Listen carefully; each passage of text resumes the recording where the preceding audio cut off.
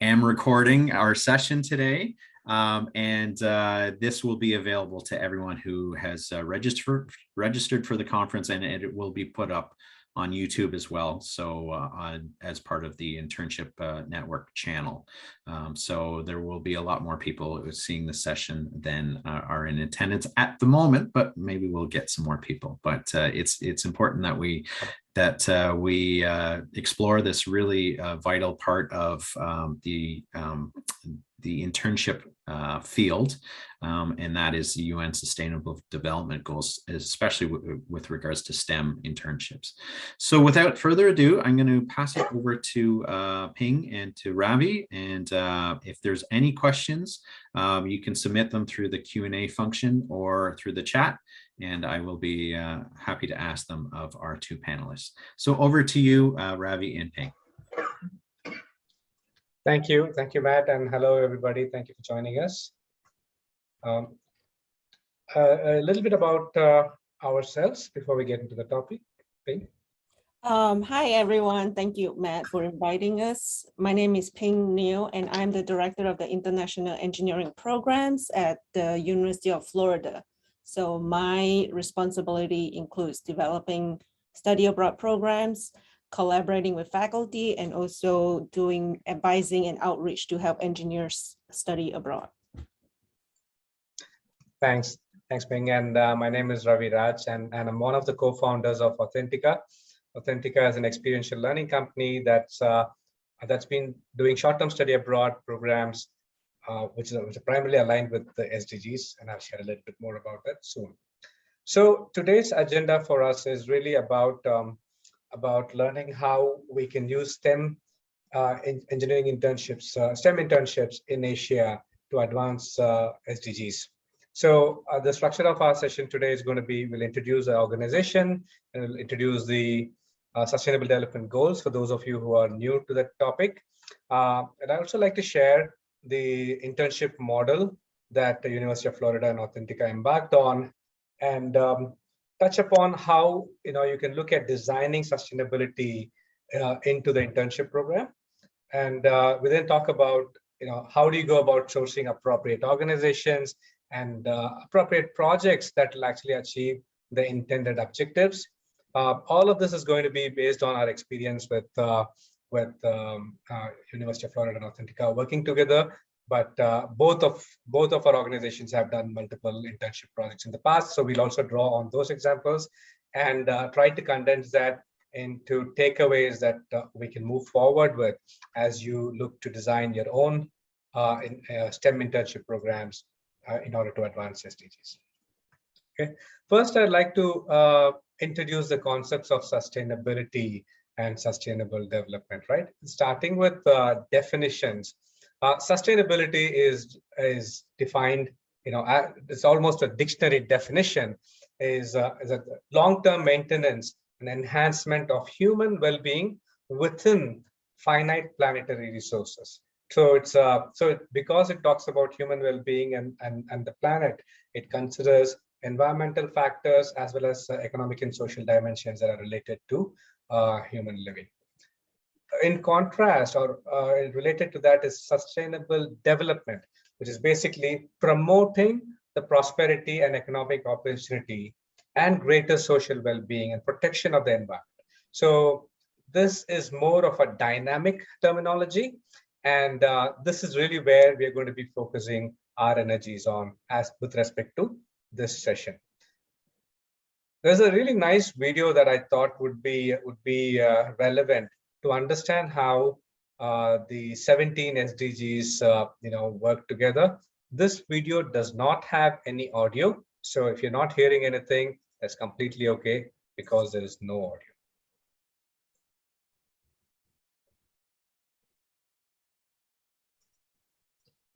So it's like the wedding cake. So you have 3 layers. The first layer is the biosphere, on top of which everything is sitting, right? The planet and us as well as human beings. So this is where climate action, life below water, life on land, everything comes in. On top of that, you have society, and these are where all the human elements, human well-being elements comes in. And then comes the economy, where it's the interaction amongst humans as well as between humans and the planet happens.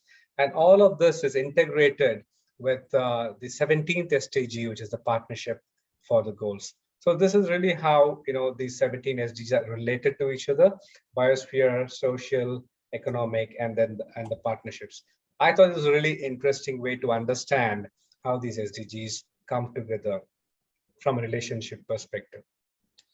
So with that said, I would like to introduce the company. So like I said, we are Authentica, an experiential learning company that has specifically been focused on designing and delivering programs that are focused on UN Sustainable Development Goals. So over the last 8 years of operation, we worked in about 20 countries. Most of them are in South, Southeast, and East Asia. And we've delivered about 100+ short-term programs. Majority of them are in the form of project-based learning programs, such as internships, service learning, some faculty-led programs. And even the internships have different types of schedules. There are part-time internships, full-time internships, 3-week internships, 8-week internships, etc. We can talk about more later. And we've had about 3,000 students participate in these programs. So each internship cohort is anywhere from 20 to 60 students, and then we place them across in different projects in teams. Some of the universities that we've worked together on, obviously University of Florida is one of them, but we have a few other universities that we work with. As you can see, there are a lot of business schools here. So this internship model that we're going to be exploring today has largely been implemented from a business and in an engineering context. Although we've done some of the others, I would say 80% of the programs that we've done have largely fallen into business and engineering context. So, and I want to share this model that basically we've developed. There are primarily there are 4 stakeholders. The first one is basically the university, which takes care of the curricular design, academic supervision, and all the student services modules, right? So, and the universities basically work with the company like us, where there is strong alignment between the university's objectives and Authentica's vision and mission. So this is where we provide the kind of support that universities require, which is destination expertise that includes on the ground realities, including the logistics, plus also content, but also the process of getting to the place in terms of visa assistance, etc. We on our side, basically, we work very closely with organizations that are mission aligned, mission driven, and aligned with UN Sustainable Development Goals. And these range in size from startups to multi-billion-dollar organizations. The only thing common is that they all are doing something related to social or environmental sustainability. And the last stakeholder, of course, is the student, on whom all of this centers, and they have the ability to prioritize what types of projects they can work on.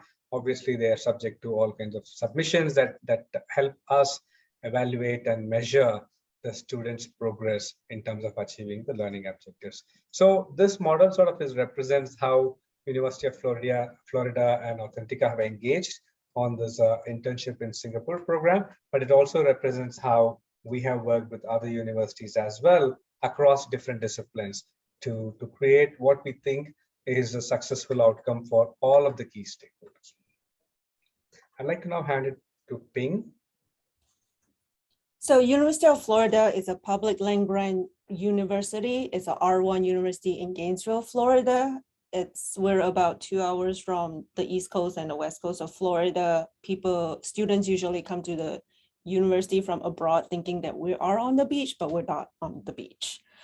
And we are the number 5 public university in the United States, according to the US News and World Report in 2021. And we are a pretty large university. We have about 35,000 undergraduates and 18,000 graduate students. The College of Engineering is the largest professional school, and that is where I am housed. We do have a central study abroad office. It's called the UF International Center, and they administer and manage student going abroad at the university level. So prior to COVID in 2018, 2019, in the Open Doors report, we have almost 2,500 students who study abroad. And for this coming summer, we're expecting to see almost a return to the numbers before COVID. Our students study abroad in more than 100 countries. This is the number for the whole university. So in the College of Engineering, everyone knows that engineering students don't typically study abroad, but we have found that internship abroad programs are really popular with the students because they are trying to maximize their time abroad and getting an internship experience while being abroad and gaining a cultural experience is very attractive to engineering students. So we have 3 internship abroad programs. One is with Authentica in Singapore, and then another program is in Dublin, Ireland, and another program is in Sao Paulo, Brazil. Next slide.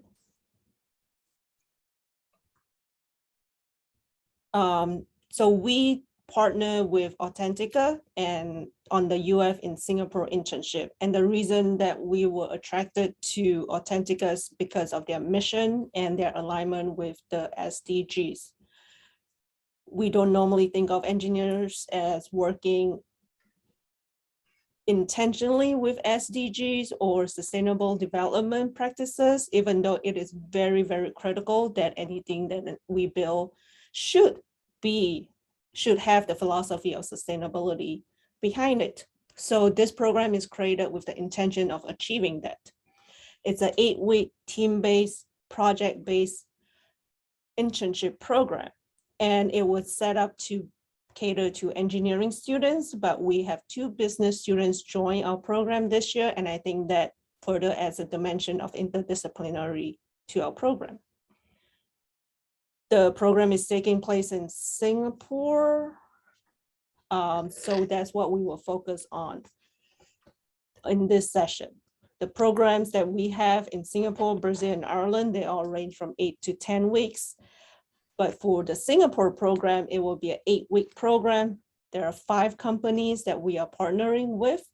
Students will be distributed among 16 projects. So we have 1 to 3 students per project, and they're all from different majors. We have a total of 26 students. So we are very intentional about recruiting students and setting up the program.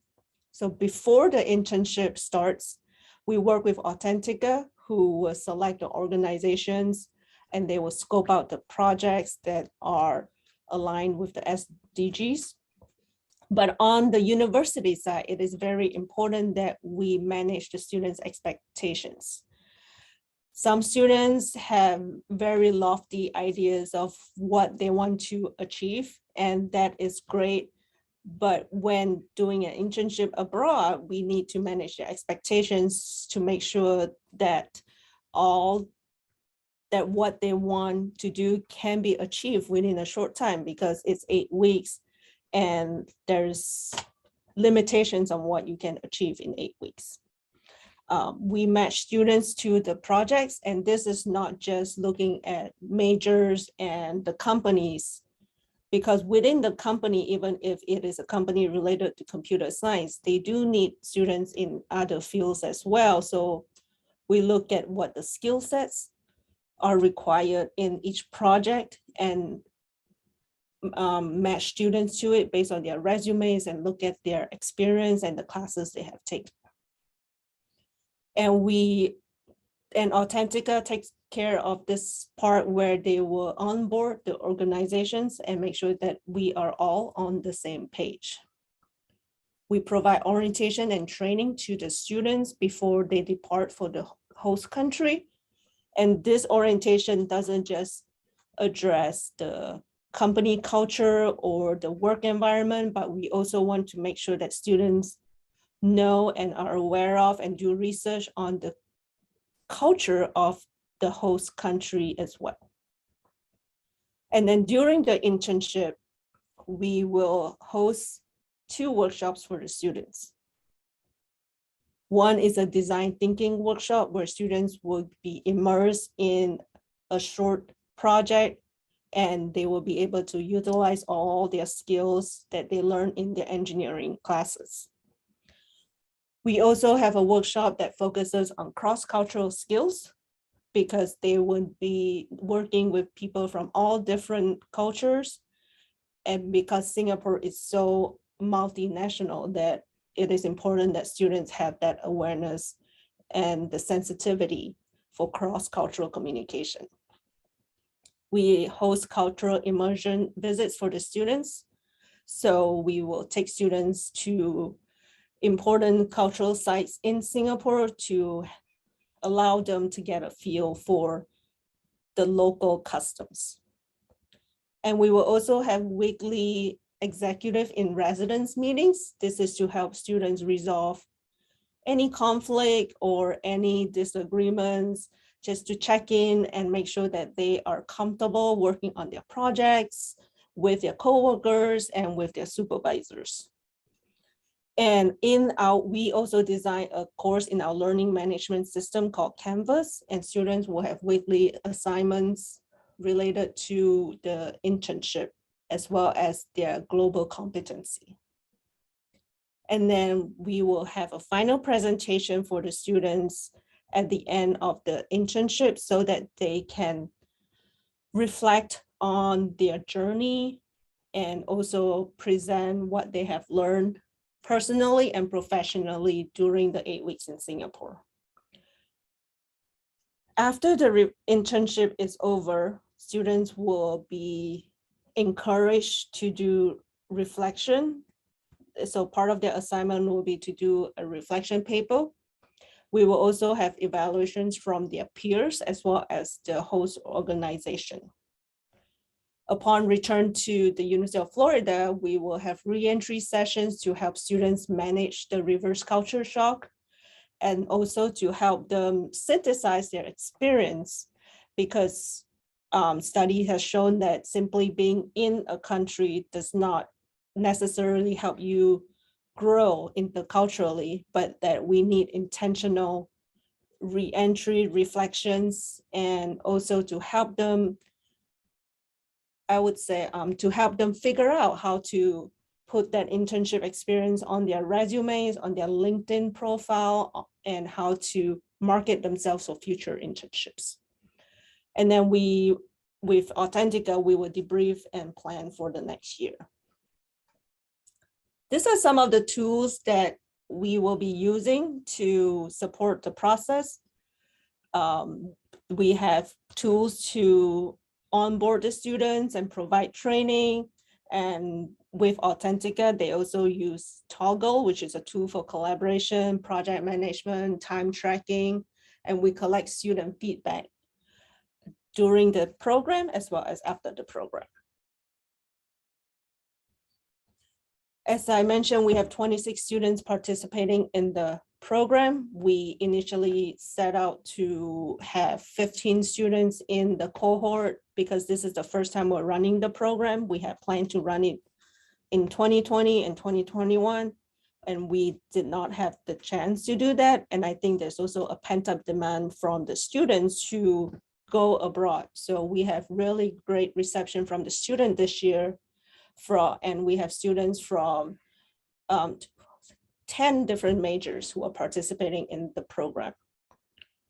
The most number of students are from computer science and computer engineering, and we are very thrilled to have 2 business students on the program as well. The gender breakdown is we have 37.5% female and 62.5% male participating on the program. And this gender breakdown roughly is in line with what the engineering college gender breakdown is. So I'll turn this over to Ravi. Thanks, Ping. So far, what we've shared with you talks about the overall structure of the internship program. Now, we'll look at how this relates to the SDGs. So in terms of how we can actually use these internship programs to advance sustainable development goals, we think there are 3 elements. First is what types of organizations do we choose to be part of the program, right? Intentionally choosing, organizations that who have their missions aligned with advancing SDGs. So, and the second piece is, what work do the students do on these internships with these companies? So we can have, like for example, Bill and Melinda Gates Foundation, which obviously is working on global health issues amongst other things. So there, we know the mission is aligned with SDGs, but if we do a project with them that's related to HR process optimization, that project may not necessarily be, super aligned with SDGs, at least directly, So the first level is choosing the organization. The second level is basically choosing the project the students work on within the organization. And the third piece is the sensitization and familiarization that we do both at the beginning as well as throughout, the internship program, where we have the students really thinking about SDGs holistically, and almost as developing a language about that, integrating that language into how they think of issues around them. So these three elements are what we think, make for a good and effective program that advance SDGs through the internship. So the first of those pillars is the companies that we source, and as you can see, 4 of these organizations here cover almost 12 of the entire 17 SDGs that are out there. So fairly comprehensive, we think, and for a group of 26 students, it's really interesting that they'll be working on with these organizations that are addressing these many SDGs. So that's the first part. And finding these organizations is important, and it's not very hard, right? It takes a little bit of intentionality upfront, so that you sort of define your parameters in terms of these are the kinds of organizations we want to work with. So that's in terms of the domain, but then you overlay other factors that you would probably kind of bring into picture, that you would do for any internship program, in terms of, does this organization have experience taking in international interns? So which is an indicator of how effective they will be in absorbing these interns and giving them a good learning experience. Does the organization have capacity to absorb, the interns? So sometimes basically we see that a lot of these social organizations tend to be smaller, and they're working from home these days, especially. So it doesn't make sense for students to go all the way to Singapore or anywhere and then work from their hotel room. It kind of takes away from part of that. So factors like that, in addition to the SDG alignment, we think are important. So once we kind of do the due diligence, and we have these representative sample of programs, like BOP Hub is actually started by an Ashoka fellow. They work to kind of provide bottom of the pyramid services to countries like India, Sri Lanka, Myanmar. Then the related organization is World Toilet Organization, and the founder basically is Time Person of the Year, I think in 2009, I believe. And he's on the board of multiple countries for the health and sanitation initiatives, and he'll be directly interacting with the students. Engineering Good is a nonprofit that's enabling students and adults as well who've been left behind, facing the digital divide, especially during COVID. You would imagine Singapore is a high resource country. There's not so much of a digital divide, but we were actually surprised to find out that a significant chunk of the population was struggling when all classes went online during COVID. And this organization was able to step in to number one, train people on how to use online technologies. Number two, provide computers and other kinds of devices required for learning, so that students don't interrupt their learning process when schools shut down, so on and so forth. Yeah. And the last one is Insect Feed Technologies, which is really a high tech sort of organization. But given the current climate of food security and the heavy impact of raising meat as a source of protein, so we can see that Insect Feed Technologies is working on minimizing the carbon footprint of producing a gram of meat, and they're doing that using black soldier flies. So it's really cool project. So these organizations are around everywhere. So they're not unique to Singapore. If any country that you look in, you'll be able to find them. It's just that intentionality at the very beginning.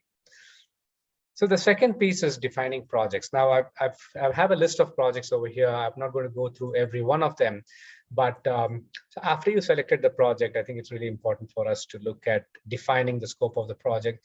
That is not just SDG focused, but it's also appropriate for the students for the duration that they're going to be there, right? Or it's no point having like a really fancy project if the students cannot make a dent in it. So for example, the first one is an app for persons with Down syndrome. So caregivers who take people with Down syndrome out, for some activities have had some difficulty in keeping the group together. So what happens if one of the persons with disabilities is missing from the group? They currently do not have accessible technology that can help them, get alerted about the problem and do something about it. So this app basically, is driven by a chip that's worn by a person with disabilities as like a lanyard. So whenever this person is not where they're supposed to be at a certain time, which is programmed, then this will trigger an alert that the caregiver is able to, monitor and track. So the students basically will be working on a project where this prototype product is tested, further refined and launched in the Singapore market. So that's just one example of how an organization and the project within the organization come together to be relevant for the students with their background in mind. So we have students from first year, second year, third year, and fourth year. So if it's a 3-person project, we try to combine a junior student with a senior student. So there is some degree of competence and familiarity with the domain. At the same time, the young students can learn from their seniors as well as from the organization. I also talk about the last project, which is interesting. The Good Life project is, as you know, single-use water bottles are a huge source of garbage across the world.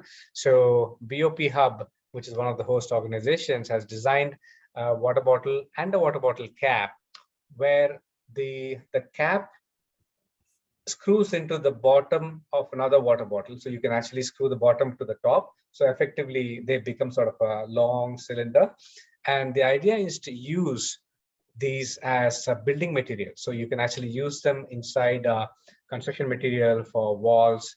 So you're not only recycling, upcycling plastic, but you're also reducing the cost of building these building housing infrastructure. So effectively, you're having a two positive benefits, at the same time, one economic and one environmental.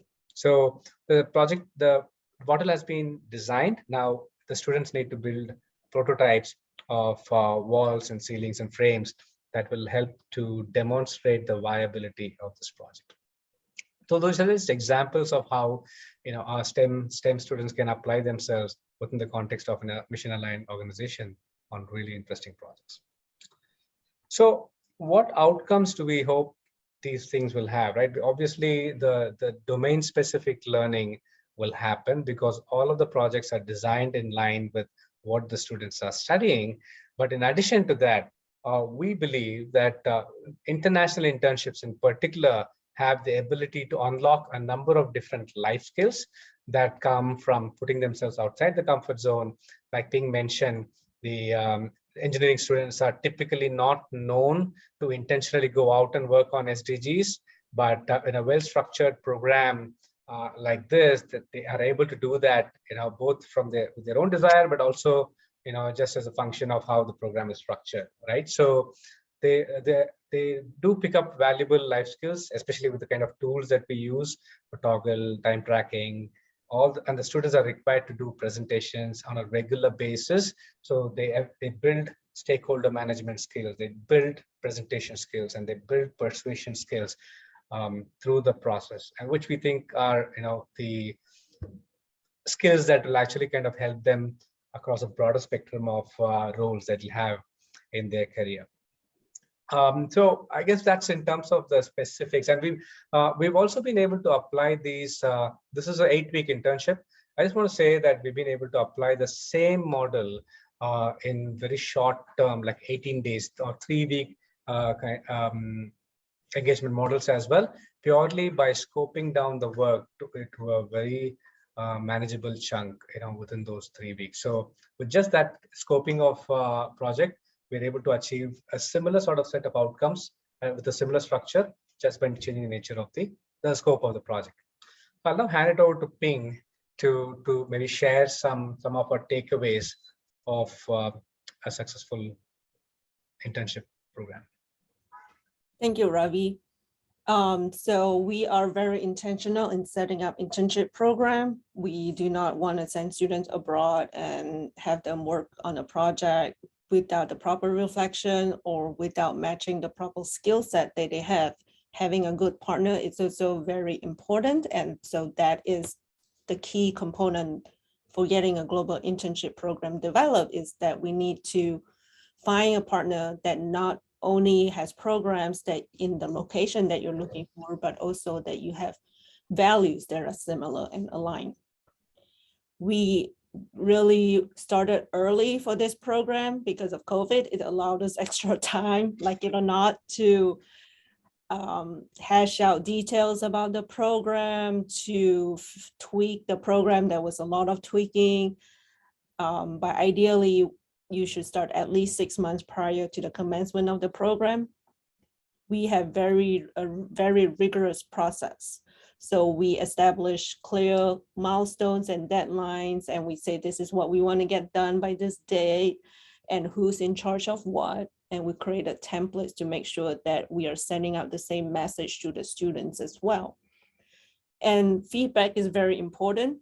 We define stakeholders as the university, the partner, the organization, but most importantly, the students as well. This involves listening to the students and paying attention to their needs and their wants, but also setting expectations about what can be achieved during the program. And we are also enriching the program with a speaker series. We're getting experts to come and talk about their work related to SDGs. We are including cultural immersions and also coaching and support throughout the program.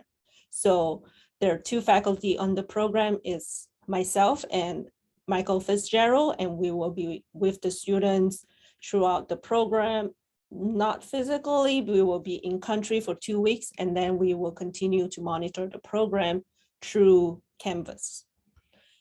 And setting the cadence with the students and the stakeholders is very important. We need to set meeting frequencies and also respect the meeting frequency, trying to balance how many meetings is a good balance.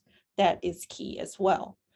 So tools and trainings on best practices, these are tools like Toggle or any project management tools that we will also share with the students so that they can hopefully use it during the program and also carry it into their future career. So what are the next steps? The next steps for us is obviously to run the program, because the program is starting on June 16, and students are already excited and eager to get started. And so after that, we will be constantly gathering feedback from the students, companies, and also the community. One thing I like about this program, because of the SDG nature, is that students will get to work directly with the community, and that will be a big piece of their cultural learning. Assessment, we will assess learning outcomes that we discussed in the earlier slide. And we also want to improve. We don't want to reinvent the wheel, but we want to incorporate feedback into our future programs. We want to figure out what works and what doesn't work, what students want, what companies want, and hopefully improve the programs for years to come. And like I said, we don't want to reinvent the wheel. So what works and what doesn't work, we hopefully want to use this practice to set up programs in other locations and or other sectors. We found that students really like doing internship programs, so we hope to have programs in different locations to meet the demand from the students.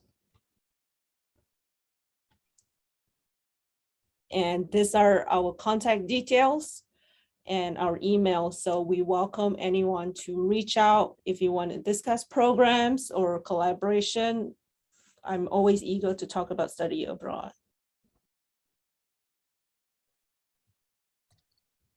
Fantastic. Well, thank you very much for your presentations. I've certainly learned a lot. I was involved with placing engineering students into internship programs here in Toronto a few years ago.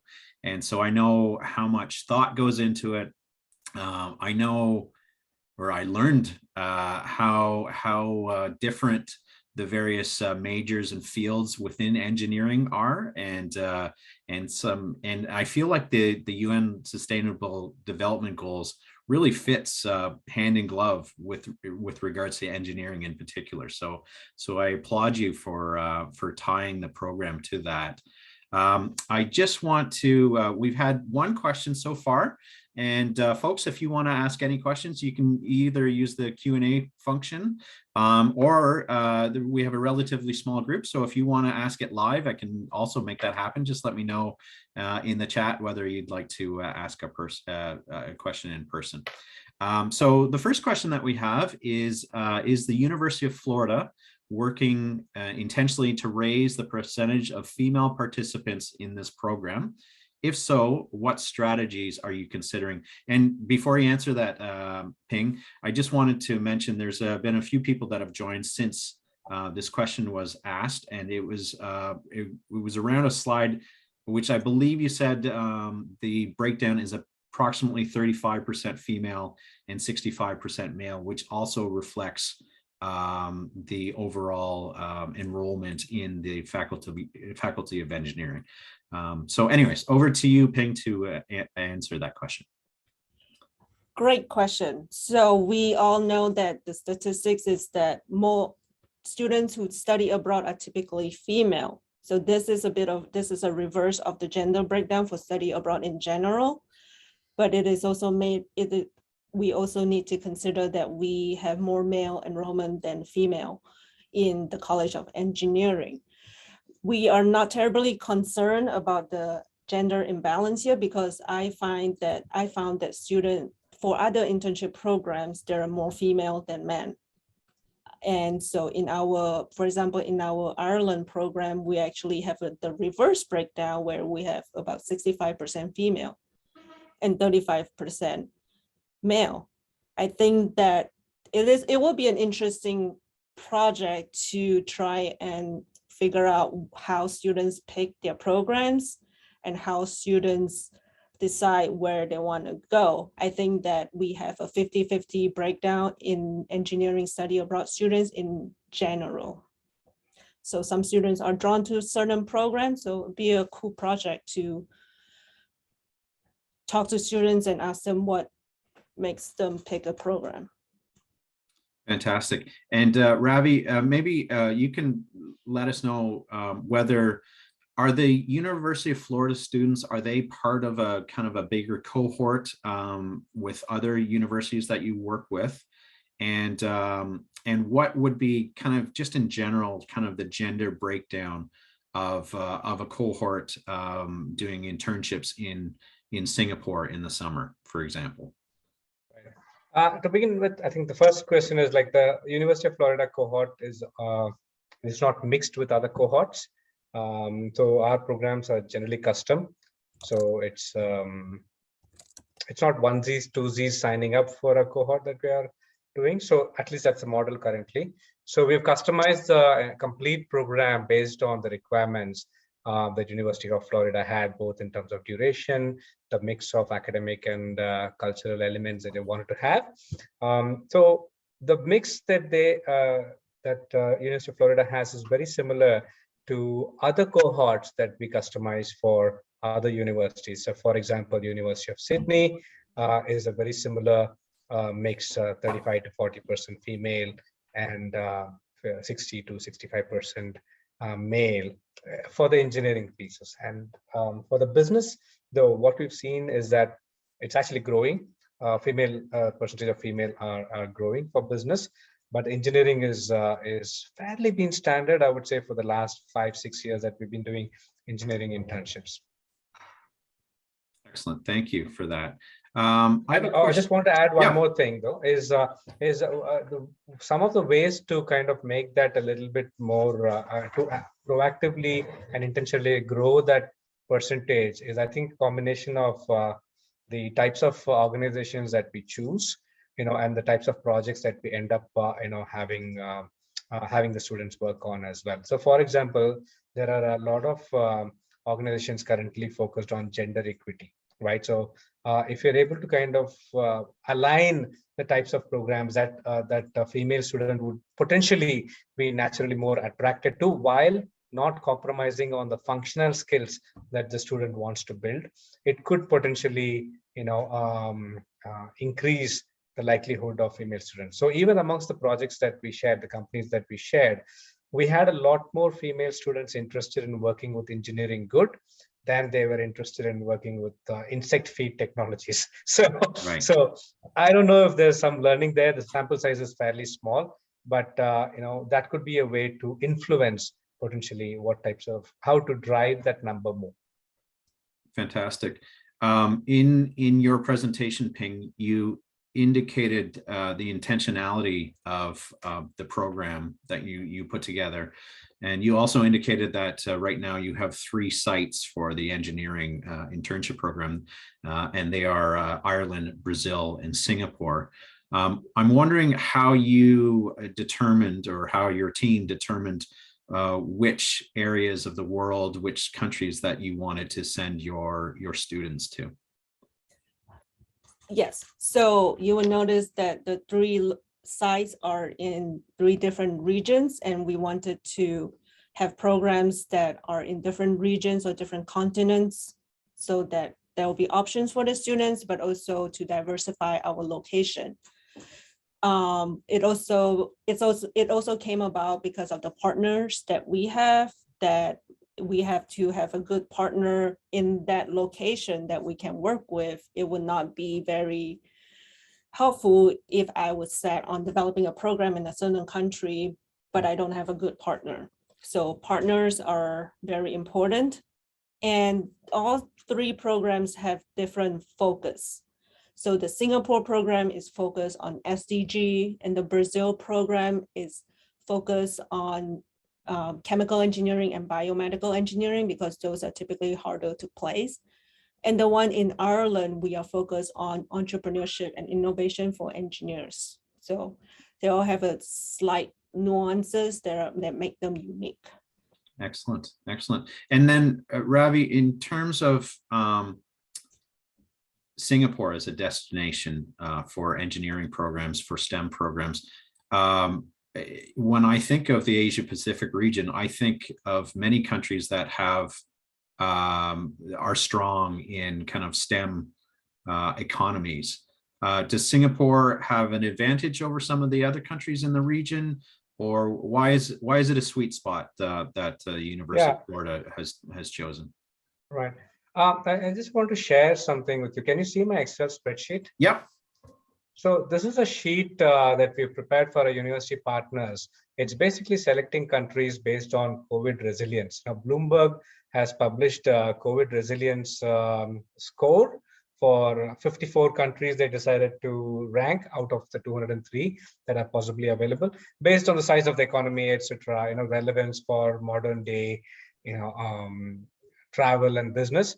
So what we did basically is looked at these countries and also added some additional dimensions, such as is it on the US State Department's level 1 or level 2, and looking at CDC advisory. And because we work with Australian universities, we also took in smart traveler advisory. So based on a number of different factors, it just so emerges that Singapore is one of the top best places in Asia that you can travel to at this point in time. Now, as you can imagine, Matt, we are charting and we're basically kind of trying to come back to normal when we still don't know what normal is, and the world is coming back to a different version of normal, at different points in time. So Just things like, mask mandates in different countries are different. How big a group can get together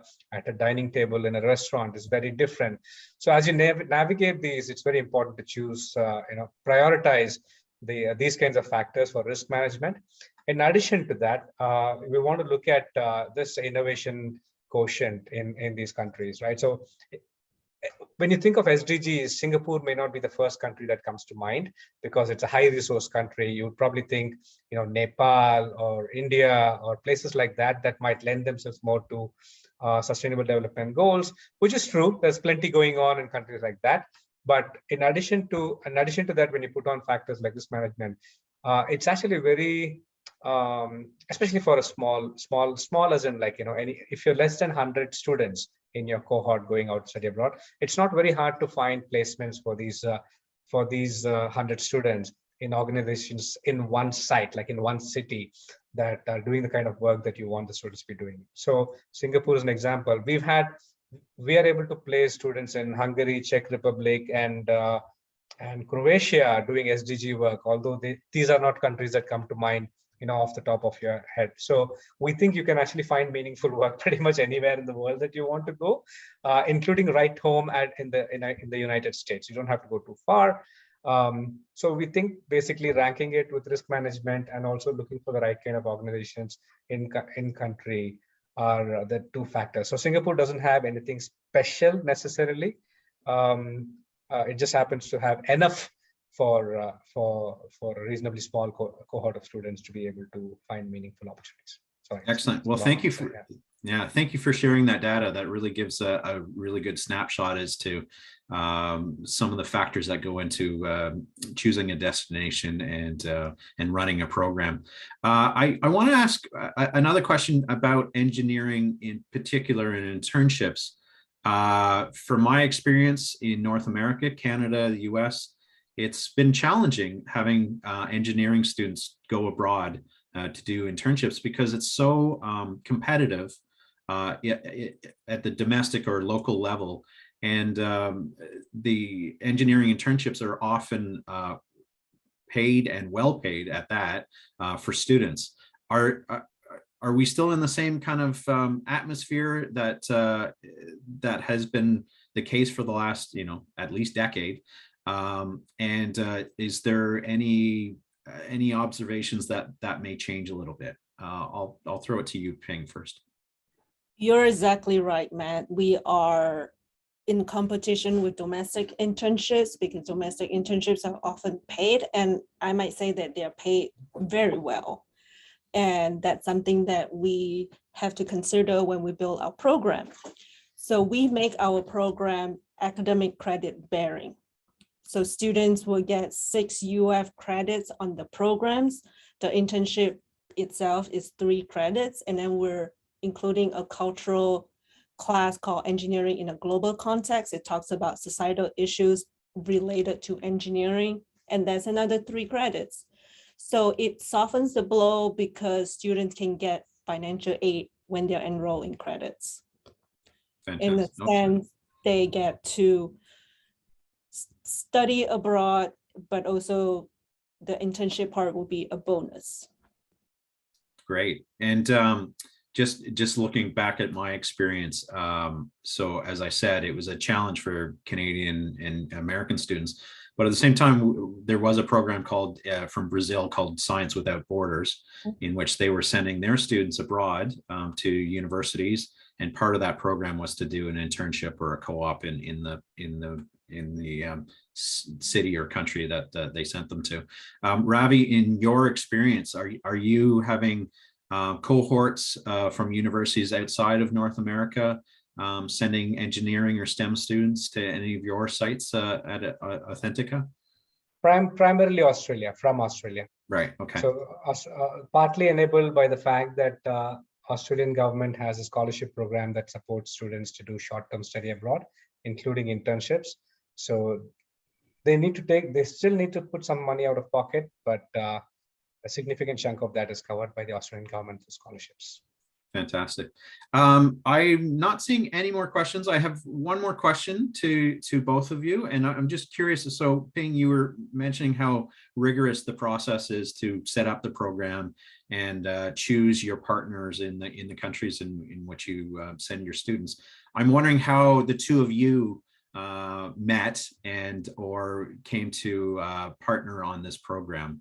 I know it's been very difficult the last 2+ years to meet in person, to meet at events, forum, NAFSA, AIEA, all this, the alphabet soup of conferences have been delayed or online, which I'm sure, yeah, which doesn't help.